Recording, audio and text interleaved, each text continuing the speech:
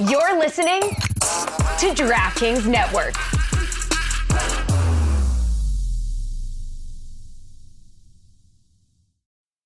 Folks, the Dan Le Batard Show with Stugotz is sponsored by BetterHelp. What's something that you'd love to learn? As an adult, do you make time to explore the new things as often as you'd like? Or has that sense of curiosity been left behind? Kids are always learning, always growing, but as adults, sometimes we lose that spark. What's something you've been wanting to pick up? Gardening, a new language, maybe finally beat your best friend in bowling. Therapy can help you reconnect with that sense of wonder. Your back-to-school era can start at any age. BetterHelp, because learning and growing should never stop. If you're thinking of starting therapy, give BetterHelp a try. It's entirely online, designed to be convenient, flexible, and suited to your schedule. Just fill out a brief questionnaire to get matched with a licensed therapist and switch therapists anytime for no additional charge. Rediscover your curiosity with BetterHelp. Visit BetterHelp.com/DLB to get 10% off your first month. That's BetterHelp, HELP.com/DLB. Now's a good time to remember where the story of tequila started. In 1795, the first tequila distillery was opened by the Cuervo family. And 229 years later, Cuervo is still going strong. Family owned from the start, same family, same land. Now's a good time to enjoy Cuervo, the tequila that invented tequila. Go to Cuervo.com to shop tequila or visit a store near you. Cuervo, now's a good time. Trademarks owned by Becle, SAB the CV. Copyright 2024. Proximo. Jersey City, New Jersey. Please drink responsibly. This is the Dan Le Batard Show with the Stugotz Podcast.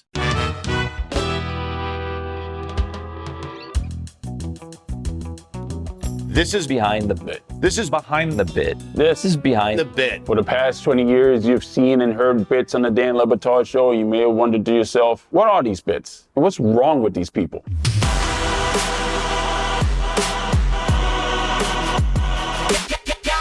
And what comes over me when my head falls to the table was Mike Ryan saying, I'm sure this is exactly how Valerie would have wanted everyone to get the news that you are marrying her. What? Wow. Wait a minute. Quite the scoop. Greg Cote of the Miami Herald has put in the Miami Herald that a lifelong bachelor, Dan Le Batard, he's put this in the Miami Herald. What does the article say? There is major personal news for ESPN's Dan Le Batard. He's been keeping it secret. Here it is. That's the headline. There is his son, of course, laughing harder than anybody at what a jerk, a journalist, jackass his father is. One of South Florida's most steadfastly unmarried men, a guy People magazine once called one of America's most eligible bachelors, is available no more. Dan Le Batard is off the market. Wow! The popular Miami-based ESPN radio and television host, who just signed a 4-year contract extension with the network. He's covering me like an athlete. Why is he talking about you like he doesn't know you? He's covering me like an athlete. Le Batard, former Miami Herald sports columnist, has not yet announced his engagement publicly on either of his ESPN platforms. Stugotz just texted me congratulations. That's a big day. Stugotz just texted me congratulations right now while sitting next to me and hearing this story. Sources close to the couple tell us Le Batard popped the question during a recent vacation in Kenya and Tanzania. A safari organized by Zoo Miami's Ron Magill, a weekly regular on Dan's radio show. No! Dan met Valerie, a lifelong Miamian, 2 years ago, noticing her walking through a restaurant at which his parents, Gonzalo, Papi, and Lourdes, were celebrating their 49th wedding anniversary. Dan is 49, by the way. His bride-to-be is 29. Your best wishes and or snarky comments go here. Unbelievable listening to it back that he did that. Is it? It remains, yes, it remains unbelievable. But I can't, look at my expression there. I can't be mad at that person no matter what he done. What he did was he did his job, okay? That's what a journalist does. He takes his friend's private information and he shares it with the world. That's what he does now. No, that's not journalism. It's a betrayal. It's an outright betrayal. I've never been prouder of Greg Cote. What's the matter with you, dude? What do you mean? I reported the truth. Very accurate. Super duper accurate. And Stunningly detailed. accurate. And a lot of details. A lot of detail. And the a magic total is in the betrayal. Yes. well, The magic is in the betrayal. It's not in the details. This is how it all came out. I was learning right here, and look at my face frozen on the screen now. Does it seem like I'm enraged? Look at me. Stu, did you know beforehand, or were you really finding out there? I had no idea. No, Greg broke the news to me. That's why I congratulated Dan via text. I was happy for him. And listening back to it, I realized, because I hadn't seen the video, that Stugotz was congratulating me by text while sitting right next to me. Of course. I thought he was texting in from elsewhere when I was just hearing the audio. In the room, how upset was Dan really? Oh, he was pissed. And a lot of that pissiness was on behalf of Valerie, because, if you're a man, if you're a semi-famous man and you want to surprise people about this, engagement, your friend who also works in newspapers should not be unveiling said surprise without your permission. And that's what happened. Did you have any idea your dad was going to write that article? No clue. I knew that he wanted that scoop because I think he knew that it was coming, but no. I remember seeing it come across our Twitter, me and Billy, because Billy in that clip explains, hey, something just happened. I can to this day remember the feeling of, oh my God, he did it. I started getting selfish. I started worrying about my job. I was like, this is big. My dad may have just cost me my job. You remember that? I remember texting you. Yeah, oh yeah, you were panicked. Terrified. You were just panic-stricken. Did he give you, I was trying to get him, unveil that it was all a bit. I'm like, please tell me Dan let you do this or something. He's just like, no, I just went with it. I'm like, oh my God. I think my thinking at the time was, I knew I was revealing it to the general public, but I assumed that Dan had already informed everyone in his inner circle privately. I'm sweating just thinking back to that day. Okay, well, you survived it, kid. Greg, do you think the reason that you're more willing to go for it is you trust in your relationship with Dan? No, I try to strike that balance. I know my friendship with Dan is long enough and deep enough to survive something like this. And honestly, I think he genuinely was shocked and initially upset that I did this, but I think some of it after that became a little bit of show shtick. I think he was upset genuinely and surprised. I think he was pretty upset. Does Greg often go rogue? Not like that. He's never done that. But here's the worst part of it. He was rewarded for it. He got more clicks than any story he's ever written. That somehow is the biggest news story Greg Cote has ever broken. No joke. Know your friends, man. I mean, it's your fault. You told Greg. What'd you expect Greg to do with that when you told him? You know him. He's your best friend. I did not expect him to put it in the newspaper. I did. Because it's a betrayal. So many clicks, though. And that too. Yeah, no, it was good for business on my end.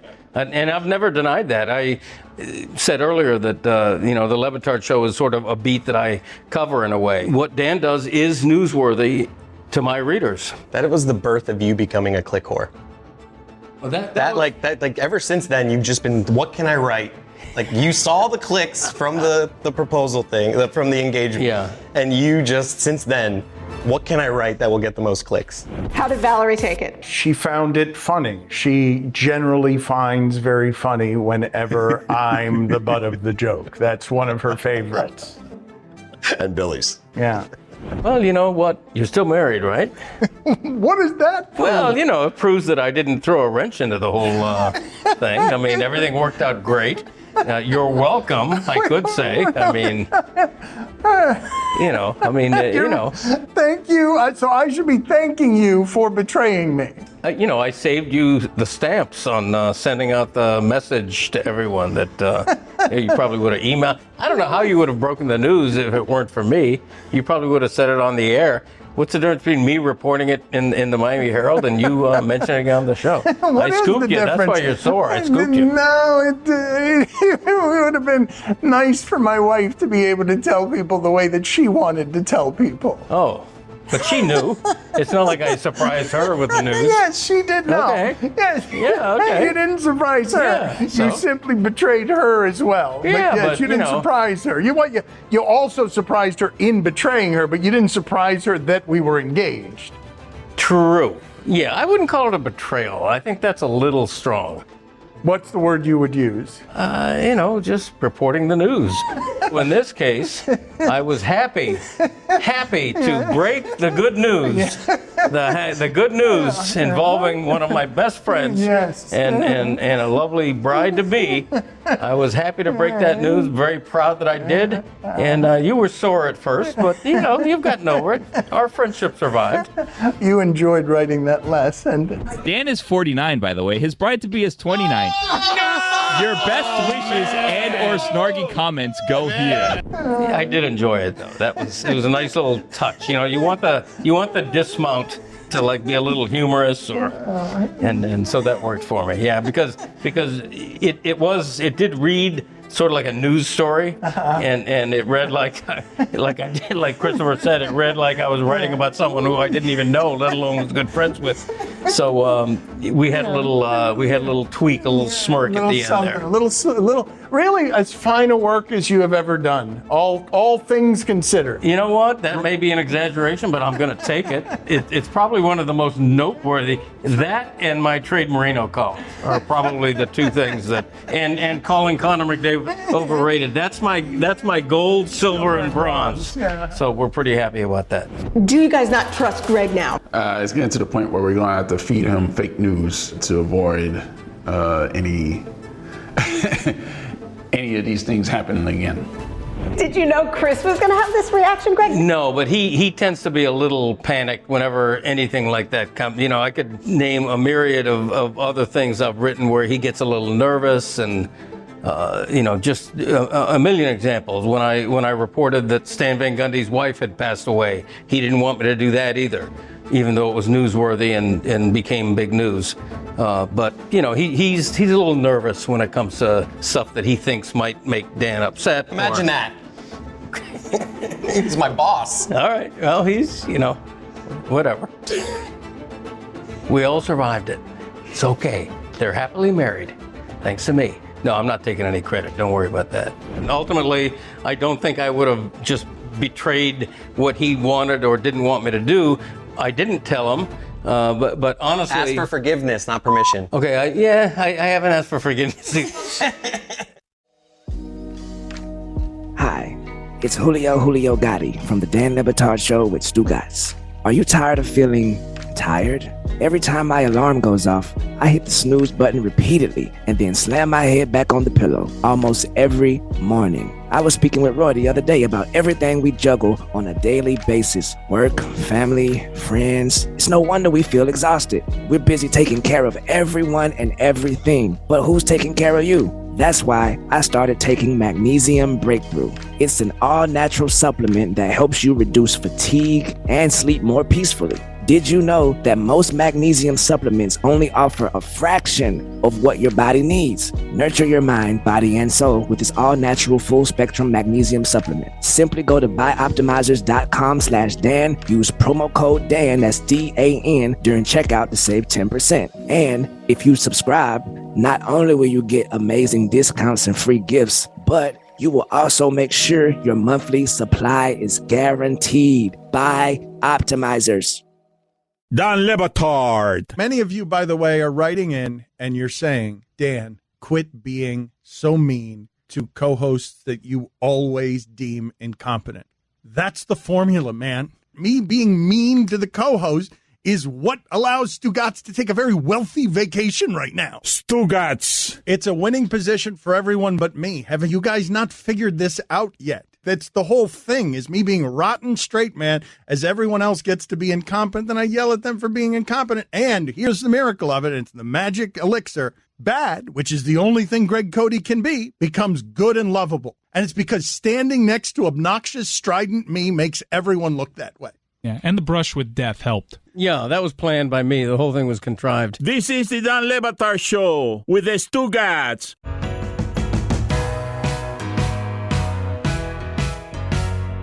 A happy 70th birthday to Greg Cote. He has decided on this day to give us the gift of a Back in My Day. It is a sort of fresh Back in My Day. He's going to read one from his book as a thanks for all the support so far. We've got dueling book promotions right now because Greg's book will be out October 29th. Couple of books, cutting it up. And he'll read one more Back in My Day next week if the book cracks the top 100 of all books on Amazon, which seems like a big ask. Ultimatum. A big ask. Wow.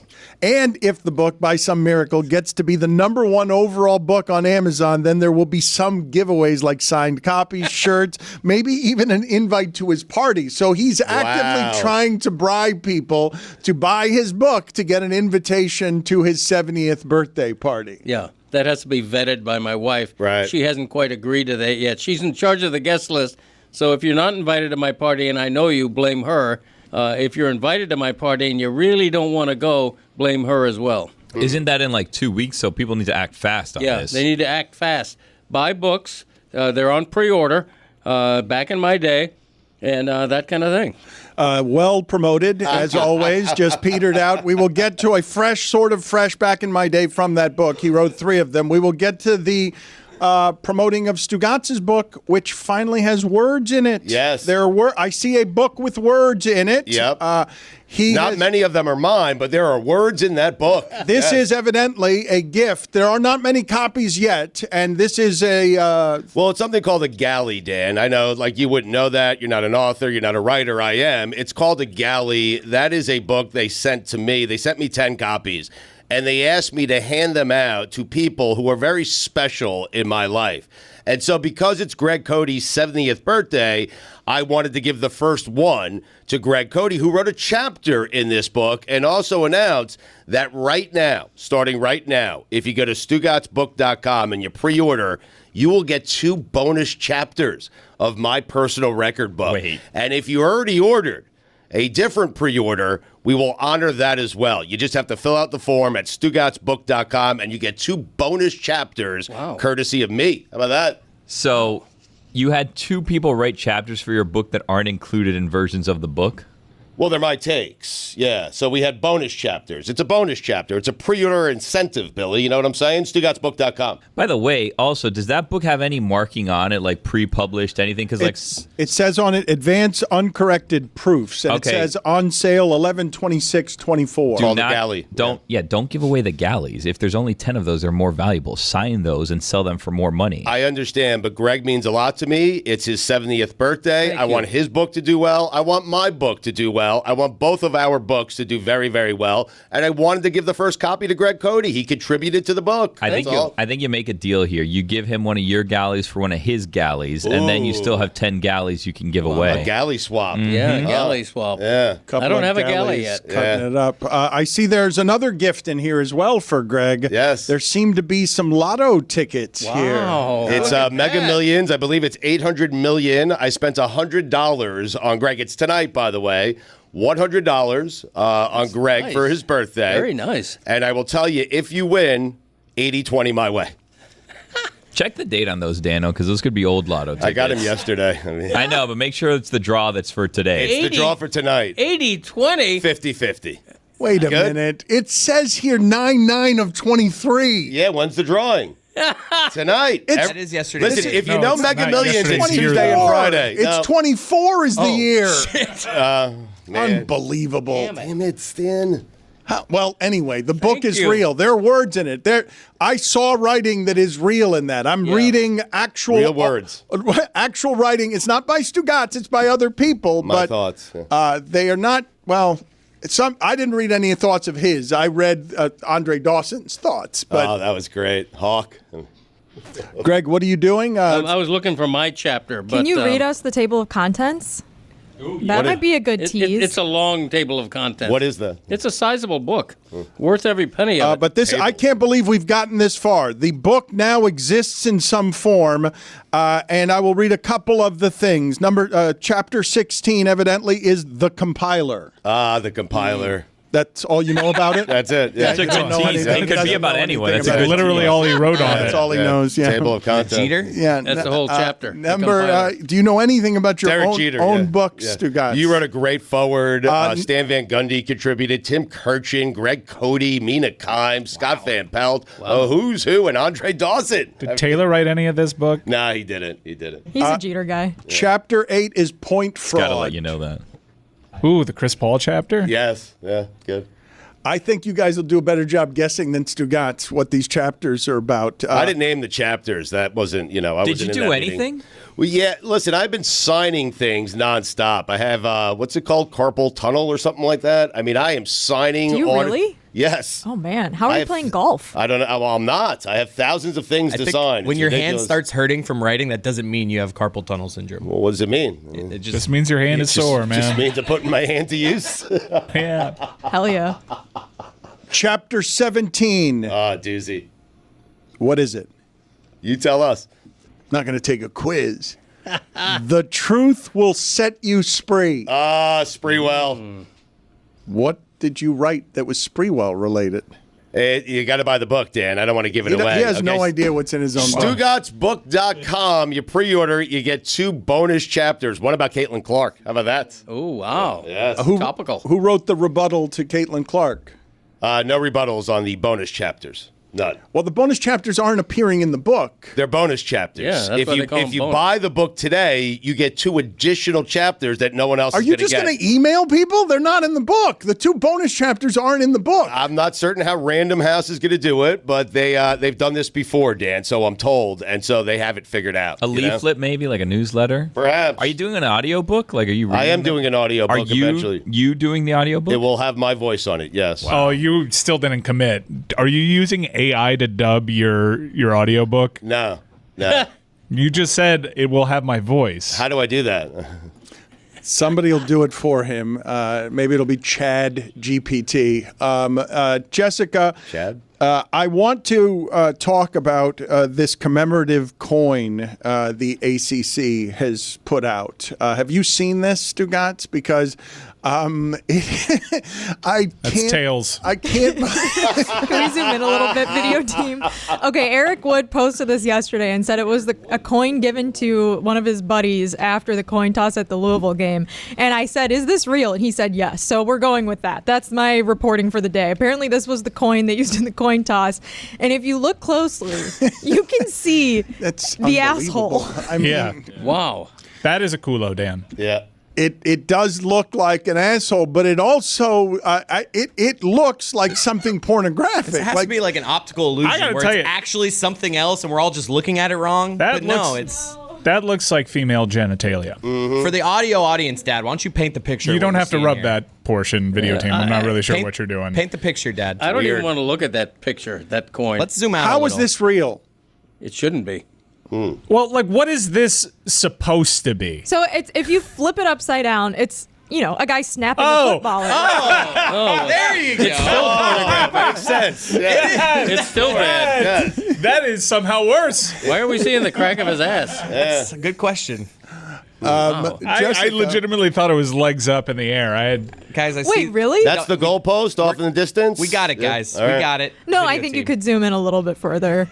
If you're listening to this right now and you can't see it, I retweeted it yesterday. It's a sort of like a embossed coin with what appears to be a football player snapping a football, but it's a angle shooting up from underneath the turf into the grundle area. So it's very graphic.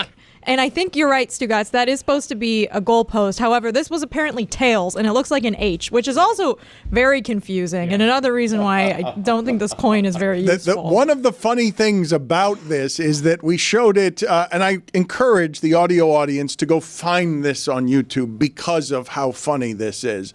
What you initially showed me, Jessica, because I also didn't know that it was upside down, I thought it was some sort of ram of some sort ready to have sex. Like that I didn't a Talk us ram. through that real quick. Yeah, let's. Like Matthew Stafford? The Rorschach test. The head of the ram. Do you not see the horns? Maybe put it on the big board behind Dan, and he can walk. I thought it That's was a good sort of. idea, Billy. Is the Illustrate football it. the head of the ram in this picture for Yes, you? I see. Yes, I see a sort of a Greek mythological ram of some sort that is really ready, legs up in the air for either gynecologic exam or No stirrups, though. Easy for you to say. or just getting ready for legs thrown up in the air, not in stirrups, getting ready for sex. That's what I saw. Is this coin white and yellow for everyone, or blue and black? Dan, there's a picture behind you on the big video board if you want to sort of show us what the horns are. Well, Take us through it, Dan. Yeah. He's walking to the board. That's the horn. That's the That's the horn. horn. That's the football, Football. That's Self-explanatory. it's not. No. I don't. It is, and some people can't find what you're looking for. It's just I don't see a bull. Yeah, it's just. I gotta be honest. I see a clit. I think that's the penis. I see Kermit the Frog now somehow. Good on you for finding it, though, Mike.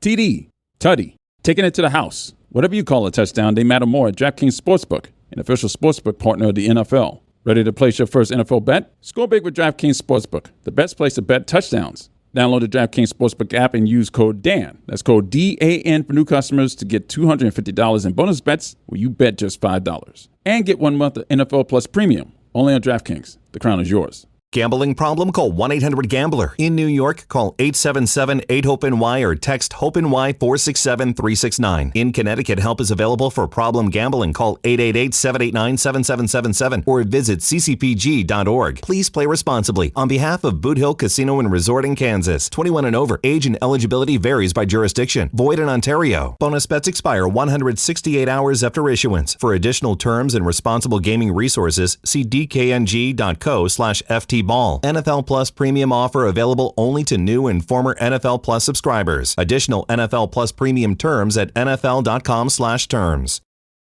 Dan Le Batard. Cody decides to give his opinions on things right when we're coming back. He started yammering about, don't you hate the phrase controlling your own destiny? Destiny can't be controlled. Right. It's an oxymoron. Stugotz. I fully thought you were going to go in with take the oxy out of it. That's what you are.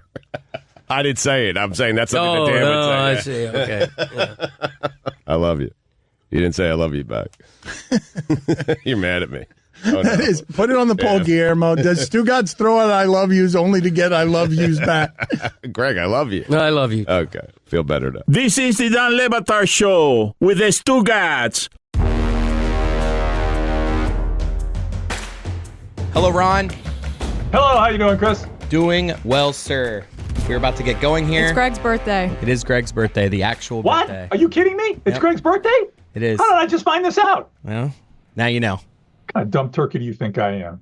I was going to put on a little birthday hat and streamers, all kinds of stuff, but I thought I'd be too much over the top for you guys. You weren't going to do that. I mean, I was going to do that. I swear I was going to do it. Are you attending his birthday party? Of course I am. We Really? hope so. Huh? We hope so. I wouldn't miss that birthday party for the world. I want to see if you're going to be attending it, Stugotz. I already said yes. That plus is one. No, you said yes.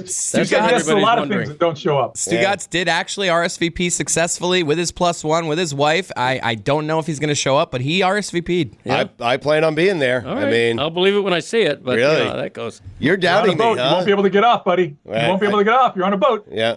Well, I don't like boats. I will tell you that right now. I am not a big fan of boats. Uh-oh. Yeah. There's a lot of people slinging their commitments around, and I just need to make sure both Greg Cote and Ron Magill are committed to attending the first Battle Court game of the season that fans I are am, allowed Friday to night. attend. Ooh, when is that? Friday night, Friday night, I'll be there. Cyclones. I was going to ask you, did we This- do a draft this year? How did that go? We This did, Friday? and we have a guy on the team named Ron. Highlight player named Ron? Wow. Yeah, he went 2-0 in his match. They were presently second in the standings. We took a lot of chances and really reshaped this roster. So far, paying immediate dividends. It looks like the Cyclones are poised for a playoff run. Greg, if there's That's what I want to hear, brother. Right. That's what I want to hear, but I will be there. all right, I got the email from Sandy. if there's a highlight player and his name is Ron, I assume he's bad at highlight. Yeah, I do too. Is that fair? Yeah. I mean, yeah, I don't know what you're doing there because Ron, affectionately known as Ron comes from. That changes everything. Yeah, from Alai royalty. His father runs a Alai academy. Wow. In Southeast Asia. The dude, he's a coach's kid. Yeah, the dude knows how to play, and he came in really sharp, really in shape, and we're really excited for how he fits in with the rest of this roster. Whatever happened to Joey? Joey was a highlight player from the 1980s. Yeah, let's bring him back. He's 64. Yeah. It's okay. So? It's all right. Age is just a number, man.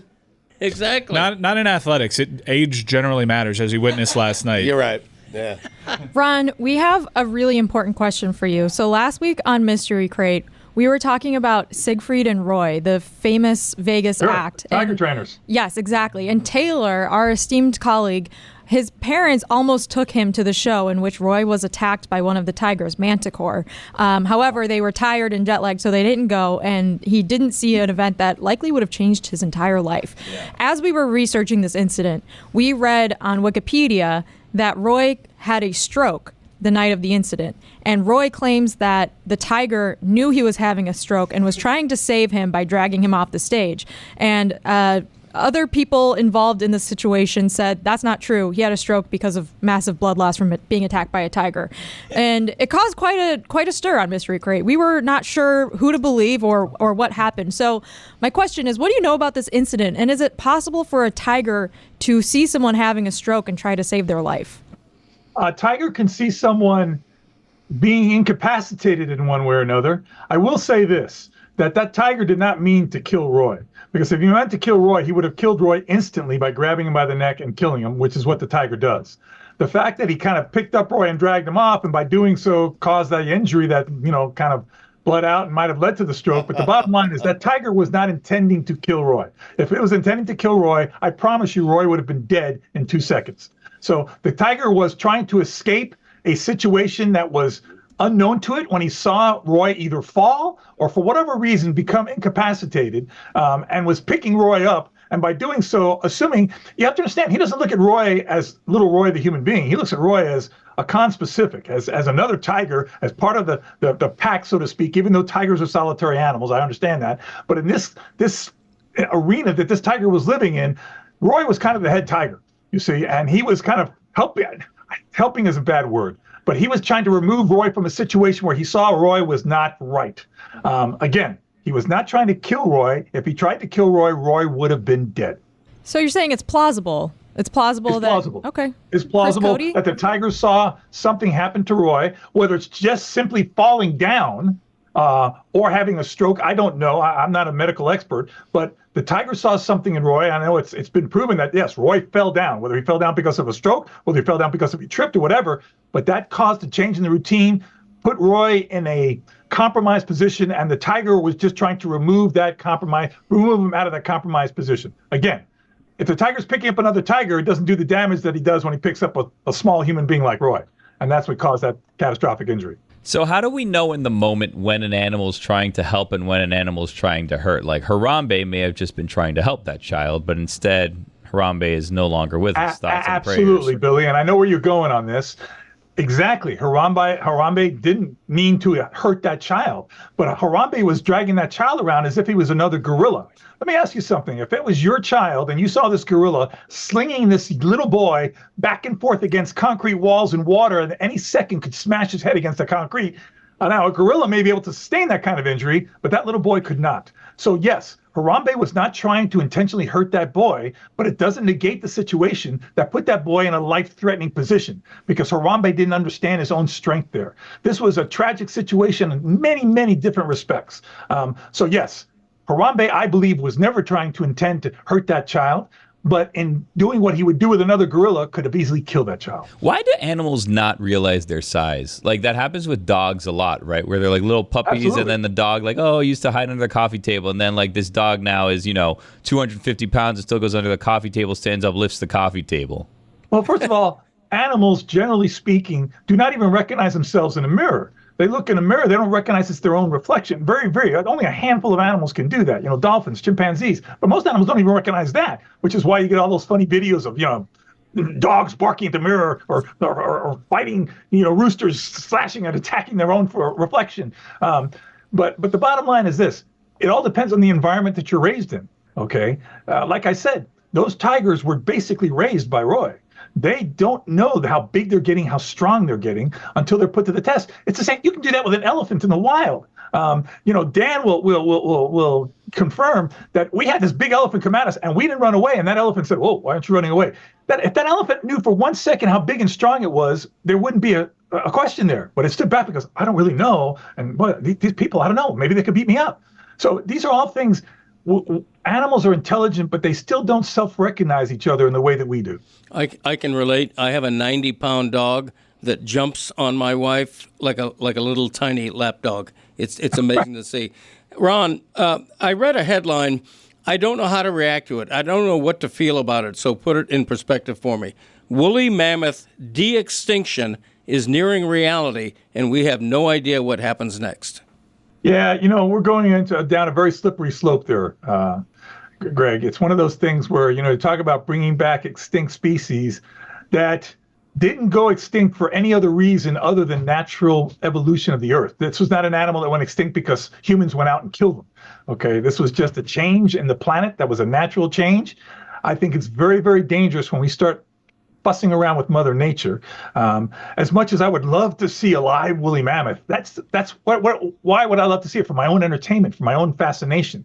What good is that doing the woolly mammoth? What good is that doing the earth for that matter? It's just creating a curiosity thing. It's like the freak show. When you used to go to the circus, what good is it seeing, the bearded lady?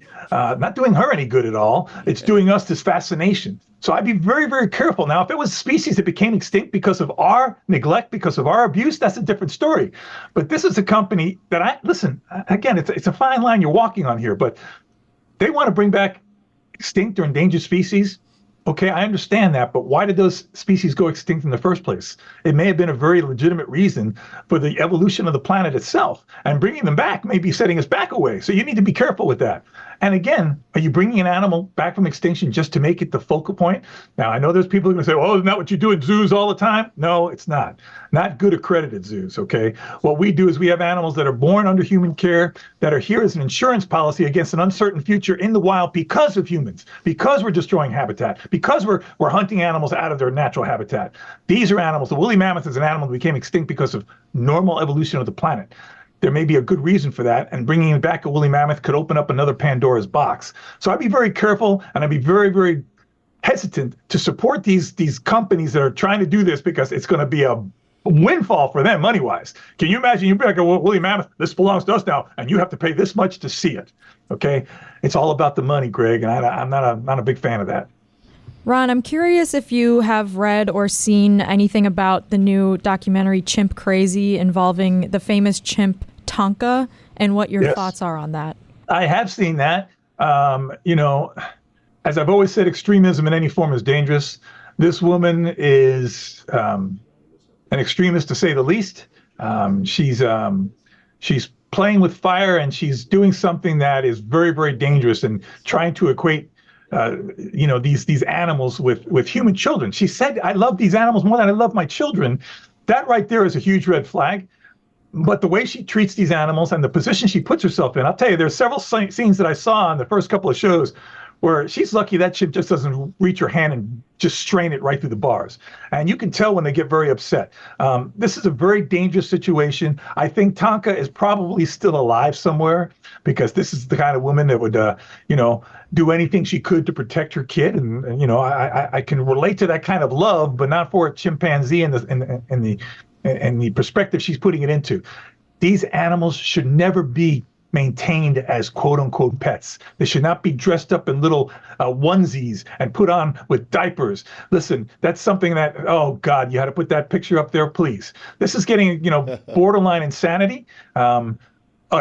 She's a whack job. Okay, she's an absolute whack job. And when you watch the show, you'll see what I mean. I try to be as professional as I can in these types of things, but when I see programs like this and I see a woman like this getting a platform where she's trying to convince people that this is normal, it is not. It's not only not normal, it is dangerous. And it's cruel to these animals, as you can see the conditions that they're being kept in on those situations. I love a pissed off Ron Magill. Starts calling people whack jobs. Ron, we appreciate it. We will talk to you next week, my friend. All right, brother. We'll see you guys at the party soon. Battle Court Friday. That's the party he's referring to. Oh, of course, yes. Battle Court. Howdy, folks. It is Mike Ryan, and over the course of our 20 years together, there have been a lot of changes. A lot of changes to the show, a lot of changes to my body, a lot of changes to you and your listening habits. But one thing that hasn't changed is the undebatable great taste of Miller Lite. Another thing that hasn't changed? It's less filling. So what is the best thing about the original light beer? Miller Lite sparked this debate way back in 1975, and we still haven't settled it. You can understand why the debate rages on. Great taste versus less filling. But why not have both? That's what Miller Lite presents in that beautiful white can. A light beer that actually tastes like beer. You don't have to choose what's best. Miller Lite has great taste and is less filling. Tastes like Miller time. To get Miller Lite delivered right to your door, visit MillerLite.com/Dan, or you can find it pretty much anywhere that sells beer. Celebrate responsibly. Miller Brewing Company, Milwaukee, Wisconsin. 96 calories per 12 ounces. Fewer calories and carbs than premium regular beer. Now's a good time to remember where the story of tequila started. In 1795, the first tequila distillery was opened by the Cuervo family. And 229 years later, Cuervo is still going strong. Family owned from the start. Same family, same land. Now's a good time to enjoy Cuervo, the tequila that invented tequila. Go to Cuervo.com to shop tequila or visit a store near you. Cuervo, now's a good time. Trademarks owned by Becle, SAB, the CV. Copyright 2024. Proximo. Jersey City, New Jersey. Please drink responsibly.